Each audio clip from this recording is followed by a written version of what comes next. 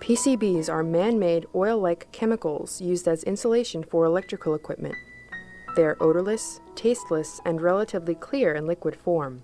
Yeah, essentially PCBs are a very stable compound, and they settle out in the sediment. They bind to organic matter and soil particles. So they're not suspended in the water column very long. Problem is that small organisms in that sediment layer do become food for species like fish, who are in turn eaten by species like bald eagles and great blue herons, or in our case, humans that may consume those fish as well. Soil itself and the sediment,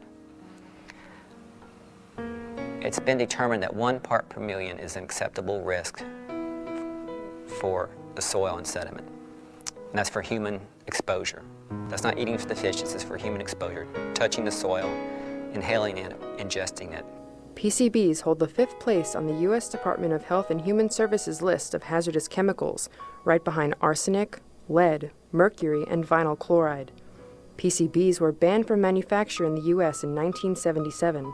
If left untreated, they can persist in the environment for hundreds of years.